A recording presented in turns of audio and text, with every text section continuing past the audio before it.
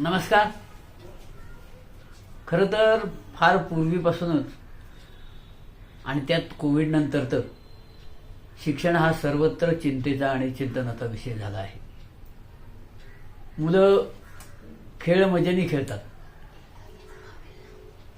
पोहायला हौसेने जातात, पण शाळेत जाण्यासाठी सक्ती करावी लागते. क्रिकेटची मॅच मध्ये बंद पडली, मुलांना वाईट वाटतं. टी व्हीवर एखादी मालिका पाहतायत, मध्येच लाईट गेले तर अस्वस्थ होतं.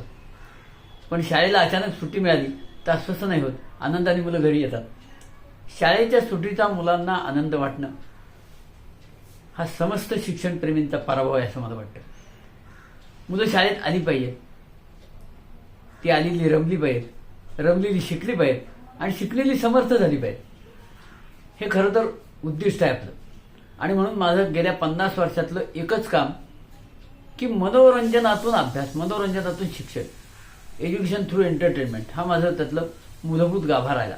की मुलं शाळेत आली पाहिजेत आणि ती रमली पाहिजेत. यासाठी काय काय करता येईल याच्याच संबंधी मी तुमच्याशी चर्चा करणार आहे की काय काय करता येऊ शकतं. खरं तर या संबंधी मुलांचे जे काही मला आलेले अनुभव आहेत ते 3 अनुभव मी पहिल्यांदा शेअर करणार आहे. त्यातला एक अनुभव की मुलांना शाळेच्या सुट्टीचा आनंद होतो, जे मी मगाशी सांगितलं. दुसरा अनुभव, कुणीही मुलं अभ्यास आवडीने करत नाही. पालकांनी शिक्षकांनी सक्ती केली, गृहपाठ केला नाही तर तुम्हाला अंगठी धरून उभे करू तर करतात, ती गोष्ट वेगळी. पण अभ्यास आवडीने नाही करत, खेळ आवडीने खेळतात. खेळा असं सांगावं लागत नाही, ती खेळतात आपोआप. आणि तिसरं, इतकं सगळं असलं तरी एकाही शाळेत मी एकही विद्यार्थी असा पाहिला नाही की ज्यानं शाळेत प्रवेश घेतला आहे पण तिची नापास होण्याची इच्छा आहे. काय रे मुलांना विचारलं, पास व्हायचं का नापास? ते म्हणजे काही येडे झाले का, पासच व्हायचं? आणि मग मला 3 अनुभवाचा काही हे लागे ना. आणि मग माझ्या लक्षात आलं की मुलं येतात, ती काहीतरी शिकण्यासाठी येतात, पण इथे आल्यानंतर असं काही वातावरण असतं की त्यांना ते नको वाटतं. म्हणून आपण शाळेमध्ये असं काही आनंददायी वातावरण तयार करू का? मग आमच्याकडे आला आनंददायी शिक्षण असा एक प्रयोग आला, सारे शिकूया पुढे जाऊया असा प्रयोग आला. असे वेगवेगळे प्रयोग केले खरं, पण ते प्रयोग फक्त कागदावरच राहिले. मुलं काय आनंदाने शिकेतात, आनंद येईनच. याचं कारण असं, काही काही शिक्षकांनी केला बरं का प्रयोग. कसा प्रयोग केला आनंददायी शिक्षणाचा? म्हणजे काय, पहिल्यांदा आल्याबरोबर वर्गात यायचं, टाळ्या वाजवा, उभे राहा, हातवारे करा, जरा डान्स करा, सगळं झालं, चला आता अभ्यास. अरे अभ्यासच आनंदाने करायला हवा ना. या बाकीच्या गोष्टी झाल्यावर पुन्हा आनंद म्हणजे काय?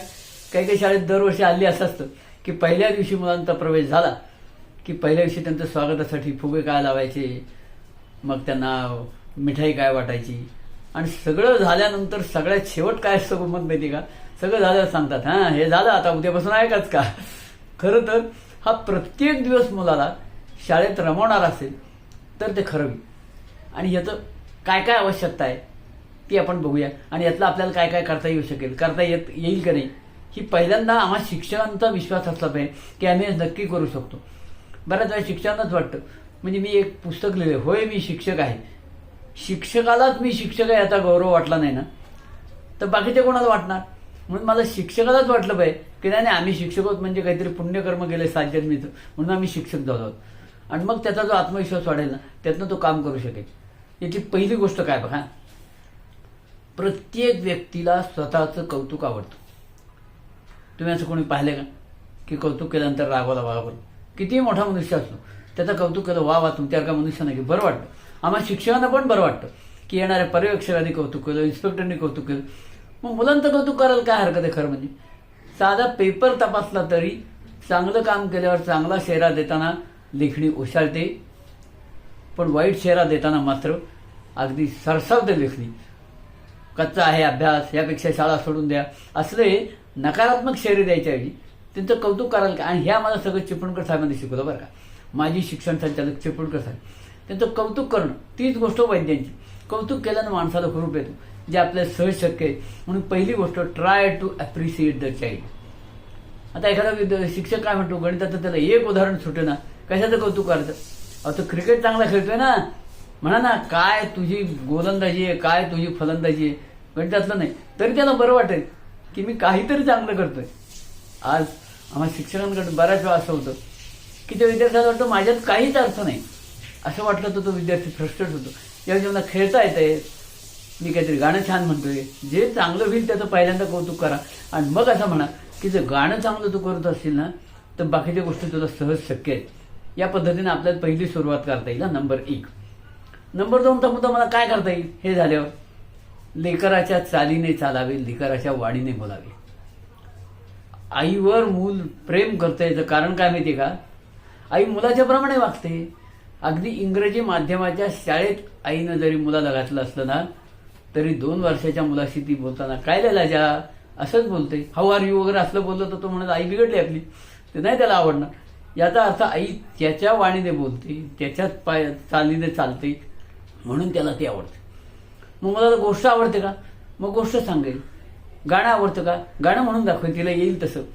पण मुलाला रमवणं हे तिचं हे असतं. म्हणून आमचं पहिलं हे की मुलगा रमला पाहिजे, त्याचा आत्मविश्वास वाढला पाहिजे, म्हणजे मग हे काम सोपं होतं. मग त्यासाठी ती काय काय करू शकते. गंमत बघा, लहान मूल जेवत नाही, त्याची जेवणाची मोठी तक्रार असते. मग आई काय करते, त्याला कडेवर घेते, हातामध्ये ताटली, आणि हा सगळा त्यांचा कार्यक्रम कुठे होतो, बागेत जाऊन. बरं का, बागेत. आमच्यासारखा शहाणा काय म्हणेल, जेवणाला काही टेबल वगैरे आहे का नाही, डायनिंग टेबल. ते मिळते डायनिंग टेबल गेलं खड्ड्यात. माझं पोर जेवलं पाहिजे, मग ते बागेत जेवतं बघा. हा बघ काऊ, तो बघ चिऊ, एक घास मामाचा, एक घास मावशीचा. पोरग जेवतं कारण आपलं मूल जेवलं पाहिजे, याच्यामध्ये आईला समाधान असतं. यासाठी आईचा प्रयत्न असतो, हो का नाही. तसा शिक्षकाचा प्रयत्न सुद्धा, माझी मुलं शिकली पाहिजेत आणि म्हणून त्यांच्या वेगानं मी शिकवेन. तुला येत नाही, एवढा कसा गाढव झाला असं न म्हणता तो कुठं आहे तिथून त्याला आत्मविश्वास देणं, त्याचा एकंदर मोरल वाढवणं, त्याचं हे आपल्याला आवश्यक आहे. आणि म्हणून याकरता तो कितीही कच्चा असू दे, त्याच्या कच्चेपणाबद्दल तक्रार न करता त्याला तिथपासून आपल्याला घेऊन जायचं आहे. आणि जिथे आहे तिथपासून मला हवं आहे तिथे नेणं, हेच खरं म्हणजे शिक्षकाचं कौशल्य आहे. आता यासाठी काय काय करता येईल, तर जसं आई करते का नाही, गोष्ट सांगते, मग तसं शिक्षकाला करता येईल. मी गोष्टीतनं शिकवेन, मी गाण्यातनं शिकवेन, मी कीर्तनातनं शिकवेन, मी जादूतनं शिकवेन, मी खेळातनं शिकवेन. तुला हवं आहे ते माध्यम, म्हणजे त्यांनी मागणी करायची आणि आम्ही पुरवठा करायचा, हे आपण जर करू शकलो. आणि यासाठी मुळात मला हौस असली पाहिजे की माझी मुलं शिकली पाहिजेत. मग त्यासाठी आपल्याला वेगवेगळे प्रयत्न करता येतात. हे करताना आपली आणखी एक अडचण काय असते, काही वेळा काय होतं बघा, ही मुलं कुपोषित असतात. काही ठिकाणी कुपोषित असतात, तर काही ठिकाणी गरीब पालक असून सुद्धा असं होतं की मुलांना या बाकीच्या परीक्षा हे याच्यामध्ये ते इतके अडकवतात की खाण्यापिण्यात सुद्धा पटकन खा, झटकन झालं पाहिजे. त्याचं पोट जर व्यवस्थित ठीक असेल तर तो उत्साहाने काम करेल. आणि म्हणून त्याच्या खाण्याची व्यवस्था म्हणून आम्ही शासनानं सुद्धा केली बघा, की ज्या विद्यार्थ्यांना घरी नाही शक्य त्यांना शासनातर्फे मिळेल, ते त्यांना वेळेवर मिळणं याची काळजी घेतली पाहिजे. जर भूक लागलेली असेल तर मुलाला असं म्हणायचं शिक्षकाने की आधी तू खाऊन घे, मग आपण शिकू. नाही आता तास झाला तुला असं कसं लक्ष लागत नाही, याचा अर्थ तुझं लक्ष खाण्यातच आहे. नाही, त्याचं पहिल्यांदा खेळू दे, पोट भरू दे, मग तू शिकेल. हे जर आपण करू शकलो तर दुसरा विषय चांगला होतो. तिसरी गोष्ट, याकरता काय त्याला काय काय येत नाही हे शिक्षकाला कळलं पाहिजे. मग मला कुठनं सुरुवात करायची ते जर कळलं ना, म्हणजे असं आमच्याकडे डॉक्टरकडे एक डायग्नोसिस असतं. म्हणजे काय, ते निदान करतात काहीतरी परीक्षा घेऊन, आणि ते निदान केल्यावर काय होतं त्याच्याप्रमाणे आपण हे करणार. आपल्याकडे तसं नसतं. शाळेत बहुतेक वेळा आमचा हा ठराविक तास, यावेळी एवढा पोर्शन, तेवढं संपलं, पोर्शन संपतो पण आमचा विद्यार्थी मागेच राहतो. असं होतं का म्हणे. मग आनंददायी शिक्षणातला हेतू असा आहे की आनंदाने पण शिक्षण हे कसं काय करता येईल, यासाठी जे मी प्रयोग केले ते आपल्यासमोर मांडण्याचा प्रयत्न करतो आहे. त्यातला पहिला प्रयोग आहे तो म्हणजे कवितेतून पाठांतर. कवितेतून पाठांतर म्हणजे मुलांनी कविता म्हणल्या तर त्यातनं बरं होतं. म्हणजे मी ज्यावेळी शाळेत विद्यार्थी होतो ना, त्यावेळी आमच्या हिंदीच्या तासाला हिंदीच्या कविता म्हणून घेतल्या जायच्या, मराठीच्या तासाला मराठीच्या कविता म्हणून घेतल्या जायच्या, इंग्रजीच्या कविता सुद्धा आम्ही म्हणायचो. पण त्या कवितेचा एक फायदा काय होतो, कवितेच्या वेळी म्हणजे कवितेच्या प्रश्नाची उत्तरं उत्तम देता येतातच, पण या कवितेमुळे इतर ठिकाणी सुद्धा त्याचा उपयोग होतो. मग हे जे आहे ना, मग कविता अशा म्हणून घेता येतात या अभ्यासातल्या कविता. मग मी अशा खूप विज्ञानावर कविता केल्या, गणितांमध्ये कविता केल्या, या कविता जो रोज नियमितपणे म्हटल्या तर नकळत त्यांचा पाठ्यभाग तयार होतो. आज बघा आपल्या शाळेमध्ये वेगवेगळ्या कुवतीची मुलं असतात, काही कच्ची असतात ज्यांना आम्ही मठ्ठ सुद्धा म्हणतो इतकी. पण मी एकाही शाळेत एकही विद्यार्थी असा पाहिला नाही की त्याचं राष्ट्रगीत पाठ नाहीये. काय राष्ट्रगीत पाठ होतं? आम्ही शाळेत त्याची परीक्षा घेत नाही खरं म्हणजे, पण शाळेमध्ये फक्त आल्यानंतर रोज राष्ट्रगीत म्हटलं जातं. एवढ्या एका कारणाने ते त्याचं पाठ होतं. मग असं काही नियमित पठण करून घेता येईल का? पूर्वी म्हणजे मला आठवतं मी विद्यार्थी दशेत असताना पार औटकीपर्यंत पाडे असायचे. 300 तर होते, पण पावकी, निमकी, पाऊणकी, सगळी, सव्वाकी, दीडकी, अडीचकी, आउटकी, आउट म्हणजे 3.5. आता एक आउट बे आउट 7 म्हणेपर्यंत विद्यार्थी आउट होतो. याचं कारण पाठांतर आहे ना ते सहज सुलभ होतं. याकरता हे जर कविता पाठांतर झालं तर तो एक मनोरंजनाचा विषय असतो. नियमितपणे त्या म्हणून घेतल्या तर त्याचा उपयोग होतो. दुसरा काय, मुलाचं पूर्वज्ञान काय आहे त्यापासून त्याला कसं शिकवायचं, यासाठी त्याला स्वतःला शिकायला प्रवृत्त केलं गेलं पाहिजे. म्हणजे काय, आज विद्यार्थी स्वतः शिकत नाही. मग कसं काय, त्याला एकदा वाचन शिकवलं, वाचन कौशल्य आलं. वाचन म्हणजे आकलनासह वाचन. बरेच विद्यार्थी वाचन करतात, त्यांना सांगितलं ना वाचले, उदाहरण वाचले, काय कळले, काही नाही कळले, पुन्हा वाचतो, काय कळले, काही नाही कळले. का नाही कळले? कारण त्यानं कळण्यासाठी वाचलंच नाही ना. शिक्षकांनी सांगितलं वाचा म्हणून त्यानं वाचलं. आकलन, ज्या विद्यार्थ्याला उदाहरण वाचल्यावर कळत नाही असं तो म्हणतो ना, असा तुम्ही विद्यार्थी पाहिला का की त्याला त्याच्या बहिणीचं पत्र आलं, मैत्रिणीचं पत्र आलं, बाबांचं पत्र आलं, तर तो शिक्षकाकडे घेऊन आला, ह्यात काय आहे ते मला कळत नाही, जरा समजावून सांगा. याचं कारण त्या पत्रात काय मजकूर आहे तो मला समजला पाहिजे, ही जेवढी त्याची इच्छा असते ना, तेवढं गणितातलं काय नाही समजलं तर शिक्षक समजावून देतील, मग ते फळ्यावर लिहून देतील, मग आपण उतरून घेऊ की झालं काम. आणि त्यामुळे ते जे काय निरस्त आहे ना ती कुठेतरी दुरुस्त झाली पाहिजे. माझ्यासाठी काय, त्याला वाचन, आकलनासह वाचन झालं की एका संकल्पनेचे अतिशय छोटे भाग करूया. म्हणजे मी पहिल्यांदा गणितापुरतं बोलतो, बाकीच्या विषयांना तेच लागू आहे. बघा, एक आपण साधी संकल्पना घेऊया की 3च्या विभाजकतेची कसोटी आम्ही कशी सांगतो बघा. दिलेल्या संख्येतील अंकांच्या बेरजेला 3ने भाग गेला तर त्या संख्येला 3ने भाग जातो. फार तर शिक्षक म्हणतात 48 या संख्येत अंकाची बेरीज 12 आहे, 3ने भाग जातो. 47 11 आहे, 3ने भाग जात नाही, चला पुढे, असं म्हणून भराभर पोर्शन पुढे जातो, विद्यार्थी मागेच राहतो. या एका संकल्पनेचे मी पोट भाग केले. म्हणजे काय, आधी दिलेल्या संख्येतील अंक ओळखणे. मी एक उदाहरण दिलं, 27 या संख्येत 2 आणि 7 हे अंक येतात. 435 या संख्येत 4, 3, 5 हे अंक येतात. समजलं का? पोरं म्हणले समजलं. मग काय नाही, खाली एक संग्रह दिला, 58 या संख्येतील अंक सांगा, 542 अंक सांगा. सगळ्या विद्यार्थ्यांनी यायला लागलं आणि पहिल्यांदाच मुलांना साक्षात्कार झाला की मला गणितातलं काहीतरी येतंय म्हणलं की तू पुढं करायला आला. मग अंक झाले, पुढं काय, अंकांची बेरीज करणे. 27 या संख्येत अंकांची बेरीज 9 येते, तर 412 मध्ये 4 ने 5 2 7 येते. झालं, मुलाला बेरीज करून दाखवली. आता खालील संख्येतील अंकांची बेरीज करा, केली बेरीज. मग काय नाही, तिसरा विद्यार्थी काय, 3च्या पाड्यातल्या संख्या ओळखणे. 17 3च्या पाड्यात नाही, 18 आहे. एखादा विद्यार्थी एकदम येणार नाही 17 आहे का नाही, तो म्हणून पाहिजे, काही बिघडलं नाही. 3 15 3 18 नाही 17, ठीक आहे. मग हे एकदा कळलं की या तिघांचं एकत्रीकरण करून तो नियम होतो. दिलेल्या संख्येतील अंकांच्या बेरजेला जर 3ने भाग गेला तर त्या संख्येला सुद्धा 3ने भाग जातो. शिक्षकांना बरोबर आहे हो. कारण काय माहिती का, आम्ही शिक्षक 24 तास 12 महिने आणि सर्व्हिस आहे तितके दिवस हा विषय शिकवतोय, तर आमचा भटजीसारखा पाठच झालेला आहे ना. मुलाला कसं काय तो. बरं, आणखी एक कल्पना लक्षात घ्या की मी फक्त गणितच शिकवतो आहे, हे बरोबर आहे, पण तो मुलगा किती विषय शिकतो. तो मराठी शिकतो, तो इंग्रजी शिकतो, हिंदी शिकतो, समाजशास्त्र शिकतो, विज्ञान शिकतो, आणि हे सगळं वेगवेगळ्या शिक्षकांकडनं शिकतो, वेगवेगळ्या मनस्थितीत असलेल्या शिक्षकांकडनं शिकतो. आमचे वैद्य सर म्हणायचे त्या मुलाच्या सहनशीलतेला सलाम केला पाहिजे की इतक्या सगळ्या याच्यात तो शिकतो. तर म्हणून त्याच्या बाबतीत आपण विचार केला पाहिजे की त्याला काय काय समजलं नाही. मग हे सुरुवात करूया ना. तिसरी टेस्ट झाली आणि मग सगळ्याचं एकत्रीकरण करून मग ती टेस्ट होते, लक्षात ठेवा. मग पुढची आली 2च्या विभाजकतेची कसोटी. आम्ही ती पण सांगतो. एककाच्या घरात 2 4 6 0 असेल तर 2ची. लक्षात ठेवा, औषधाचीच रिॲक्शन येते असं नाही, आमच्या टेस्टची सुद्धा येते. सोमवारी 3ची कसोटी झाली, मुलं 3च्या कसोटीची उदाहरणं भन्नाट करायला लागली. दुसऱ्या दिवशी 2ची झाली, 2ची यायला झाली. मग पुढं काय झालं? तिसऱ्या दिवशी म्हणून आता काय, तिसऱ्या दिवशी 3ची विचारली ना की 2ची सांगायला लागतो.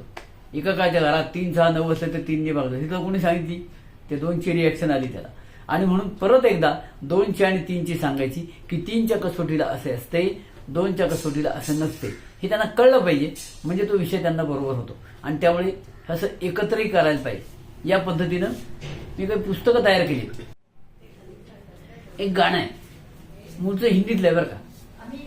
इतनी शक्ति हमें दे न दाता, मन का विश्वास कमजोर होना, आहे का नाही. पण ही हिंदीत आहे. हिंदीत म्हटलेलं गाणं त्याचा 100% अर्थ काही वेळा मुलांना कळत नाही. मी अशी गीतं मराठीत त्याचं रूपांतर केलंय. बघा हेच गाणं कसं होतं मराठीत.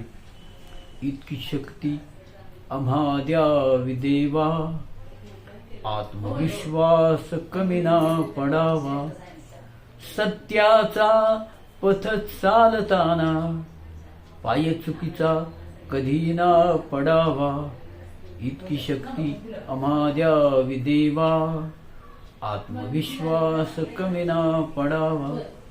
लगेच कळतं, कारण मराठीत असल्यामुळे त्याचा अर्थ कळतो. मग देशभक्तीवर गीतं केली. ए मेरे वतन के लोग आहे ना, त्याचं मी मराठी भाषांतर केलं.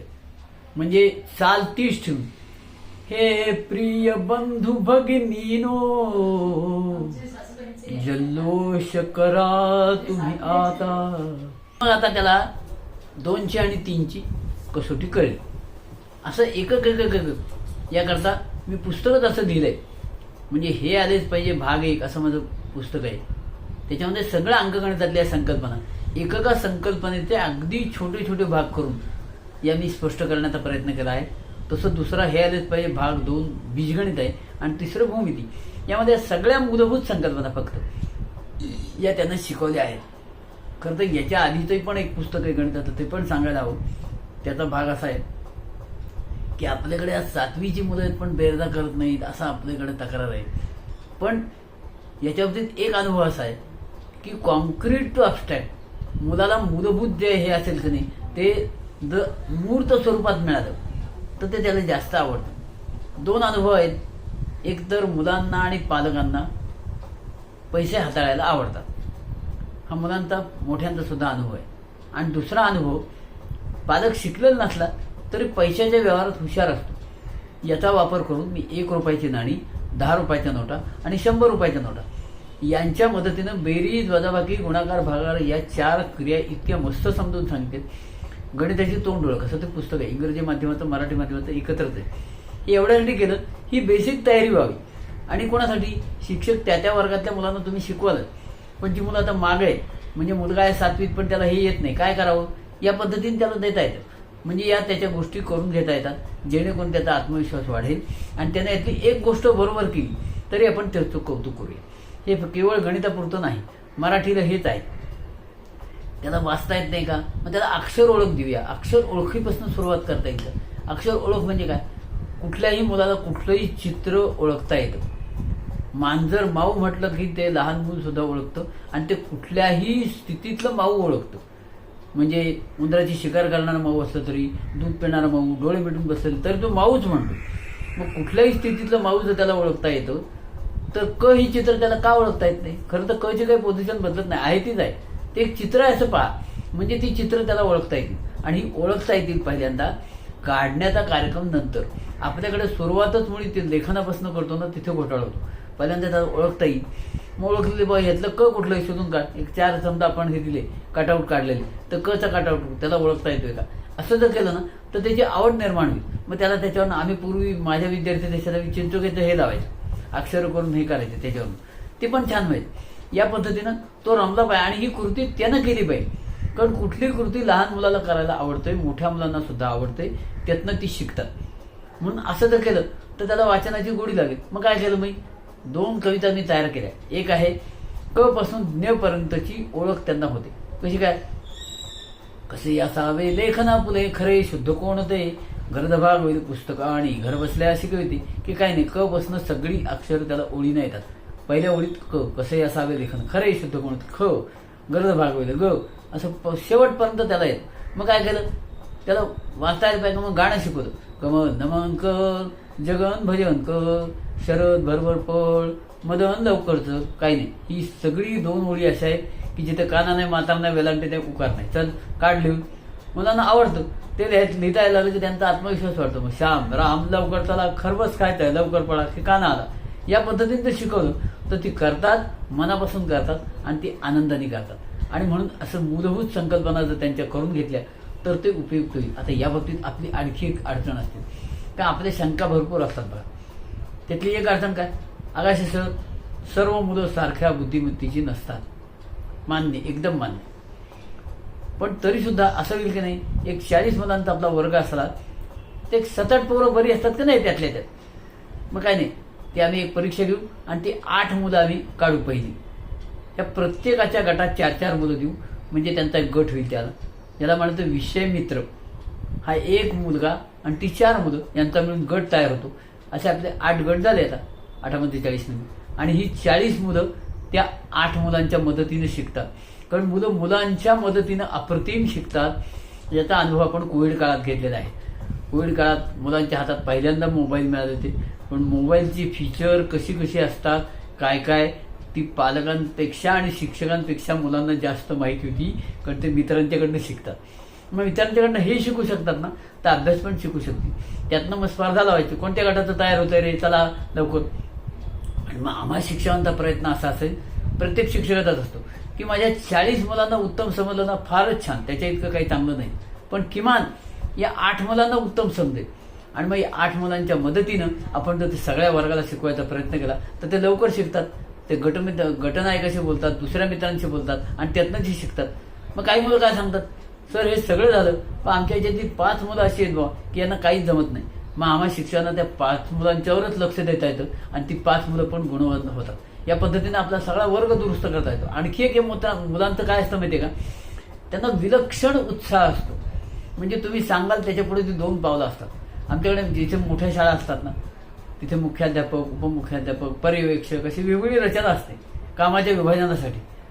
पण काही अपवाद वगळता तिथे काही गटबाजी असते बघा. मुख्याध्यापकाचा एक गट, उपमुख्याध्यापकाचा एक गट, पर्यवेक्षकाचा एक गट, यापेक्षा वेगळे होतं. हे असं जे असतं ना, मुलांच्यात गटबाजी नाही, सगळ्यांच्यात सांघिक भावना असते आणि त्यामुळे ते आनंदाने शिकतात.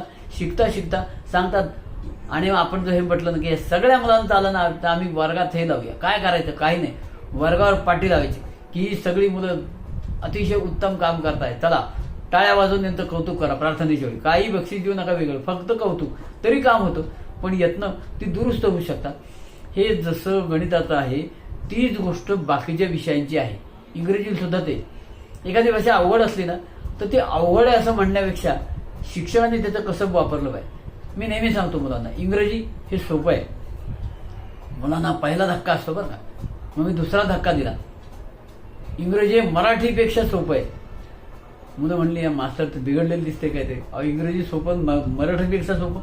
मग मी त्यांना सांगितलं, मला म्हटलं काय, जाणे हे क्रियापद घेतलं ना तर मराठीमध्ये मी जातो, मुलगी असते ते म्हणते जाते, तुम्ही जाता, तू जातोस किंवा जातेस, ते जातात. किती बघा, म्हणजे एक जाणे याची किती रूपं झाली इथे. इंग्रजीमध्ये काय नाही कार्यक्रम, आय गो, वी गो. नमस्कार. वसतिगृहामध्ये निवासी असलेल्या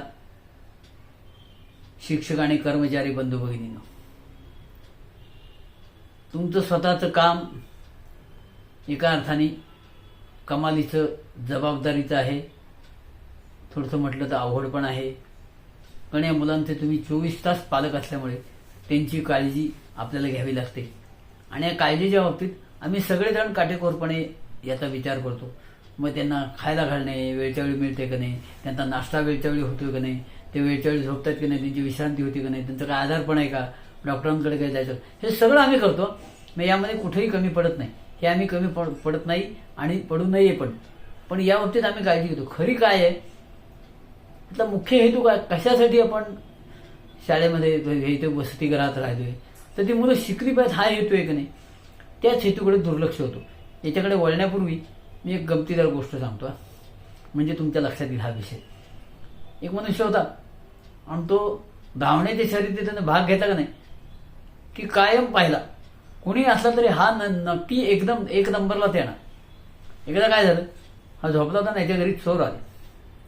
चोर आले तर खुडबुड आवाज झाल्याबरोबर चोर गेले पळून गेला. पाठीमागं पळतोय चोरांच्या. होता होता होता होता यानं चोरांना मागं टाकून पुढे गेला. तो म्हणला, हो असं काय करताय, चोर राहिलेच मागं, तुम्ही काय करताय. केव्हाच मागं टाकलं म्हणणार, कारण मला पहिला नंबर मिळवायचा. तुझा हेतू काय असता. माझा पळण्याचा हेतू हा चोरांना पकडणे हा आहे. तसं या मुलांना शिकवून संस्कारित करणं हे आहे. खायला प्यायला घालतो हे बरोबर आहे, पण समजा आम्ही 10 वर्ष खायला घातली ती मुलं काही शिकलीच नाहीत त्या मानाने. ती शिकली पाहिजेत, संस्कारित झाली पाहिजेत. उलट ती 24 तास आहेत आमच्या ताब्यात, म्हणजे आम्ही त्यांना सांगू ते संस्कार त्यांच्यावर होऊ शकतील असं आपल्याला करता येतं. आणि यासाठी आपल्याला काय काय करता येऊ शकतं हे मी सांगण्याचा प्रयत्न करणार आहे. त्यासाठी एक नित्य पठण आहे, रोजचा काहीतरी कार्यक्रम की ज्याच्यातनं आम्ही त्यांच्याकडनं काही म्हणून घेऊया, पाडे म्हणून घेऊया, त्यांना गोष्टी सांगून घेऊया, त्यांच्याकडनं गाणी म्हणून घेऊया. हे आपल्याला करता येईल, कारण ती 24 तास आमच्या ताब्यात आहे. विद्यार्थी शिकतात. आता हे निवासी आहेत त्यांचं तर फारच छान. म्हणजे आपल्याकडे विषय मित्र योजना जशी शाळात नसते ना, तशी इथं पण की आपल्या इथे जे वसतिगृहात जी मुलं आहेत त्या मुलांमध्ये काही हुशार मुलं असतील, त्या हुशार मुलांच्या मदतीनं इतर मुलांना आपल्याला शिकवता येतं. म्हणजे त्यांच्या मदत, कारण ती त्यांच्याबरोबर शिकतात. म्हणजे शिक्षकानं कितीही प्रयत्न केला मुलाच्या इतकं, म्हणजे सांगतात असं की शिक्षकानं मुलाच्या इतकं लहान होऊन शिकवा वगैरे वगैरे, हे सगळं प्रवचन म्हणून ठीक आहे, पण मुलं शिक्षकाला त्यांच्या इतका लहान मानत नाहीत ना. म्हणजे समजा कबड्डी खेळायला सगळी मुलं खेळतात आणि त्यांच्यावर शिक्षक खेळायला लागला तर मुलं शिक्षकाचा पाय पकडताना जरा बेतानीच पकडतात, कारण त्यांना माहीत असता मास्तर आहे. त्यामुळे ते तुम्हाला लहान मानत नाही. मग मुलं मुलांना लहान मानतात आणि त्यामुळे त्यांच्या मदती शिकतात. म्हणून त्यांच्या मदतीने आपल्याला हे शिकवता येतं. तू याला शिकव रे, आणि मग तुम्हाला ही सगळी गुणवत्ता दाखवता येते. मी अशा अभ्यासातल्या कविता केली, म्हणजे माझा तर दावा आहे की या अभ्यासातल्या कवितेतनं कितीतरी गोष्टी चांगल्या उमजतात. त्याच्या काही कविता मी मुद्दाम तुम्हाला इथं सांगतो की आपल्याला म्हणून घेता येतील. वाटलं तर त्या अभ्यासातल्या कविता मी आपल्या मॅडमच्या माध्यमातून, या संस्थेच्या माध्यमातून तुमच्यापर्यंत पोहोचतील सगळ्या, असा पण प्रयत्न करतो. मराठीतले आहे, इंग्लिश माध्यमासाठी तशा पण केलेल्या आहेत, पण ज्याचा उपयोग होतो. आता कवितांचं पहिलं महत्त्व काय, बाकीचे आपण म्हणतो, पण आमचा रसायनशास्त्र विषय बघा, इतका चमत्कारिक विषय आहे की नाही. म्हणजे माझं नाव आहे प्रदीप वसंत आगासे. प्रदीप म्हणून पी, वसंत म्हणून व्ही, त्यामुळे PV आपल्याला लगेच कळतं की PV आगासे म्हणजे काय, हो का नाही. तसं नाव सोडियम असल्यानंतर त्याचं चिन्ह एस नको का असायला. नाव सोडियम पण त्याचं चिन्ह ए नाही. नाव पोटॅशियम पण त्याचं चिन्ह के. ही सगळी चक्रम नावं आहेत, कशी काय लक्षात ठेवायची. मग शिक्षक सांगतात रोज म्हणा H hydrogen, H hydrogen, O oxygen म्हणायला लागलं की एच हायड्रोजन विसरून जातं.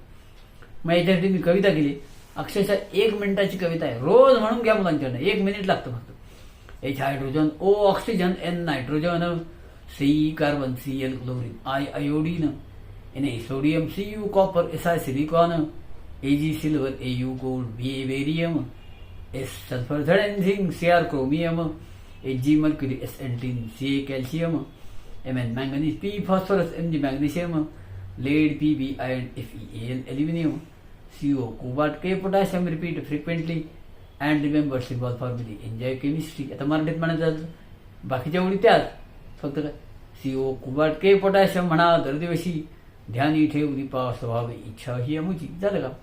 या कविता पण ह्यांनी ती सगळी मूलद्रव्ये लक्षात राहतात. त्या लक्षात ठेवण्यासाठी कवितेचा कार्यक्रम कृती करून घ्या. साधे साधे प्रयोग, म्हणजे आपल्याला घरगुती याच्यातनं त्यांना कितीतरी विज्ञान समजून सांगता येतं. बघा खूप छान विज्ञान त्यांना कळू शकतो. पण ते प्रयोग आम्ही दाखवू शकू का, जे प्रयोग आपल्याला दाखवता येतात. यासाठी वसतिगृहातल्या मुलांसाठी आपलं प्रयोगाचं साहित्य घेता येईल, त्यातनं त्यांना प्रयोग करून दाखवता येतील. ती मुलं पण अनेक वेळा प्रयोग करतील. हे आपण करून घेतलं पाहिजे, जेणेकरून त्यांना हिंदी त्यांना शिकवायचं. अगदी दरवेळी तुम्ही शिकवायला पाहिजे असं नाही. हिंदी ऐकवा, भाषा आहे त्यांना ऐकवल्यानंतर यायला लागतात. म्हणजे आपली मुलं म्हणतात की नाही इंग्रजी येत नाही, इंग्रजी येत नाही, शाळेतलं येत नाही, धड्यातलं इंग्लिश येत नाही, पण गल्लीत क्रिकेटची मॅच असली ना की कॉमेंट्री सांगायला लागतात बघा. आणि त्या चेंडूने उसळी मारली की हा म्हणतो इट बाउन्सेस. बाउन्सचं स्पेलिंग पण त्याला येत नाही, पण त्यानं बाउन्स ऐकलेलं आहे. मग असं जे जे ऐकतात ना ते यायला लागतं बघा. एक मुलगा होता सायकलवर चालला होता, मी त्याला म्हणलं इकडे रे, मग तो जवळ आला, म्हणलं हे काय आहे, तो म्हणला हँडल. हे काय आहे, पायडल हे काय आहे, टायर ते काय आहे, ट्यूब ते काय आहे, ब्रेक. यातला एकही शब्द मराठी नाही. हे सगळे इंग्लिश शब्द त्याला येतात, कारण त्यांनी ते ऐकलेत म्हणून तो वापरतोय. मग असं जे इंग्लिश शब्द त्यांना वापरण्याची संधी मिळाली ते केव्हा वापरता येतील, तर त्यासाठी इंग्लिश ऐकूया, मराठी ऐकूया, हे त्यांना ऐकवता येईल. म्हणजे जेव्हा जेव्हा वेळ मिळेल ना, त्यात आणखीन काय करायचं, आम्ही वेगळ्या कविता म्हणून घेऊच, पण या कविता ज्या रेकॉर्डेड आहेत की नाही, ती जेवायला बसली की जेवायला बसल्यावर त्याला एकीकडे ह्या कविता लावलेल्या असतील. नकळत या गाण्यांचा इतका परिणाम होतो की नाही, की आज गणपतीत एक गाणं मला पॉप्युलर माहिती आहे आत्ताच्या ह्या 2 वर्षात. कुठलं, माझ्या पप्पानी गणपती आणला, सगळ्या मुलांचं पाठ आहे बघा, नुसतं ऐकून पाठ आहे. मग हे जर झालं ना, तर असं जे जे मला हवंय मुलाला यायला पाहिजे ते असं पठणात नाही, त्यांचा कृती करून घेऊन येत, त्यांच्या उदाहरण सोडून घेता येईल. फक्त याकरता उमेद देण्याची आवश्यकता आहे, आणि ती उमेद देण्याची आवश्यकता आपल्या कौतुक हिंदीत आहे ना, त्याचा मी मराठी गोस्वारा केला बरं का. म्हणजे चालतीच ठेवून, हे प्रिय बंधू भगिनीनो, जल्लोष करा तुम्ही आता, आजचा दिवस शुभ आला, फडकवा राष्ट्रध्वज अपुला, परी ठेवून आठवण ज्यांची, सीमेवर लढले जे जे, आठवूया या साऱ्यांना, आठवूया या साऱ्यांना, जे घरी न परतू शकले, जे घरी न परतू शकले, जे देशासाठी लढले आणि लढता लढता पडले, डोळ्यात साठवून पाणी, गाऊया त्यांची गाणी. मुलांच्यावर तो संस्कार रुजवला जातो आपोआप.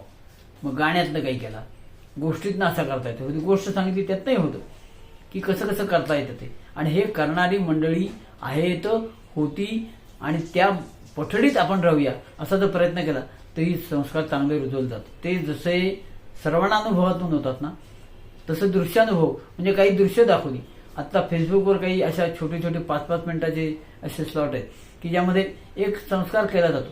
तर 5 मिनिटाचा एपिसोड, 5 ते 10 मिनिटाचा, पण त्यातनं हे होतं असं जर दाखवले गेले त्यांना. काही ठिकाणी याचं प्रत्यक्ष घेऊन गेलं. आता जसं आमचं ज्ञानेश बालसदन आहे, प्रत्यक्ष मुलांना तिथे नेलं तर मग ही मुलं कशी शिकतात, कशी अनाथ आहेत, त्यांच्या काय काय समस्या हे आपल्याला कळतं, आणि यातून त्या मुलांनाही त्याची जाणीव होते. हे सगळं आपल्याला करता येईल. यासाठी मुलांच्या सर्वांगीण विकासासाठी शिक्षक हा कटिबद्ध असला पाहिजे. त्याचं मुख्य मिशन ते असलं पाहिजे. आणि यातला आणखी सगळ्यात शेवटचा मुद्दा सांगतो आणि मग आपण रजा घेऊया.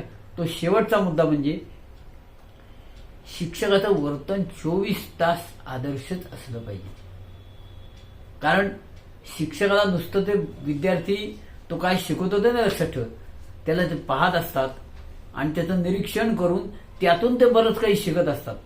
आणि म्हणून त्याचा परिणाम होतो पालकांच्या सुद्धा आणि शिक्षकांच्या सुद्धा वर्तनाचा परिणाम होतो. आणि म्हणून शिक्षकाचं वर्तन हे कायम, तो आनंदी नसेल तर काय होणार, तो आनंदी असला पाहिजे, तो समजून घेणार असला पाहिजे, तर विद्यार्थ्यांच्यात आपोआप ते झिरपत जातं. आणि म्हणून शिक्षकांच्यात हाही गुण असला पाहिजे. असं जर असेल तर शिक्षकांना किती किंमत असते याचे मी माझे आमच्या त्या 50 लोकांचे ते अनुभव आहेतच, ते मी लिहिले पुस्तकात, ते पुस्तकही तुम्हाला मिळेल. पण माझा स्वतःचा अनुभव म्हणजे मी भोरची नोकरी सोडून पुण्याला आलो आणि पुण्याला आल्यानंतर स्वारगेटहून येत होतो माझ्या घराकडे.